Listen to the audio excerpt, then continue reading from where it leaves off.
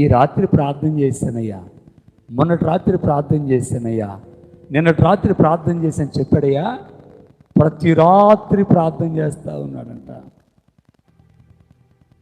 దావీదు అంత గొప్పగా దీవించబడటానికి, దావీదు అంత గొప్పగా ఆశీర్వదించబడటానికి, దావీదు జీవితం ఉన్నతమైన స్థితికి వెళ్ళటానికి కారణం ఏమిటి అని ఆలోచన చేస్తే, తన గర్భాన పుట్టిన కుమారుడు రాజుగా పరిపాలన చేయటానికి శాశ్వత కృప దావీదుకు దేవుడు ఇవ్వడానికి కారణం ఏమిటంటే, ఆయన ఎంత బిజీ షెడ్యూల్లో ఉన్నా, ఎంత గొప్ప స్థితిలో ఉన్నా కూడా దావీదు ఉదయాన్నే లేచి ప్రార్థన చేస్తాడంట.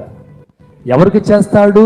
తన కష్టాలు, తన సుఖాలు, తన బాధలు, తనకున్న ప్రతి అక్కర్లు, ప్రభువా నిన్నే ప్రార్థిస్తున్నాను, నీకు మాత్రమే చెబుతానని చెప్పి ఉదయాన్నే లేచి ఈరోజు ఏది కావాలో, ఈ పగలంతా ఎలా ఉండాలో సమస్తాన్ని ఉదయాన్నే లేచి దేవునికి ప్రార్థన చేసి తెలియపరుస్తున్నాడు.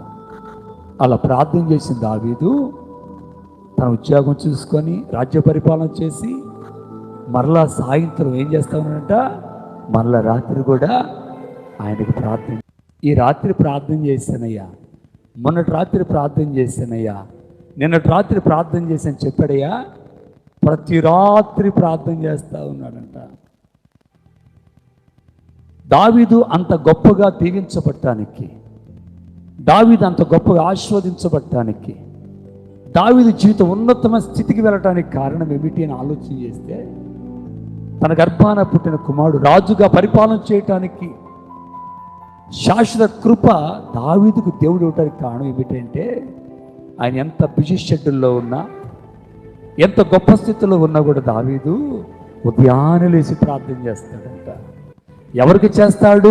తన కష్టాలు, తన సుఖాలు, తన బాధలు, తనకున్న ప్రతి అక్కర్లు, ప్రభువా నిన్నే ప్రార్థిస్తున్నాను, నీకు మాత్రమే చెబుతానని చెప్పి ఉదయాన్నే లేచి ఈరోజు ఏది కావాలో, ఈ పగలంతా ఎలా ఉండాలో సమస్తాన్ని ఉదయాన్నే లేచి దేవునికి ప్రార్థన చేసి తెలియపరుస్తున్నాడు.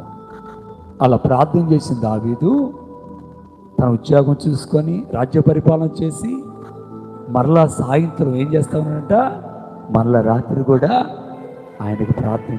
ఈ రాత్రి ప్రార్థన చేశానయ్యా, మొన్నటి రాత్రి ప్రార్థన చేశానయ్యా, నిన్నటి రాత్రి ప్రార్థన చేశాను చెప్పాడయ్యా. ప్రతి రాత్రి ప్రార్థన చేస్తూ ఉన్నాడంట.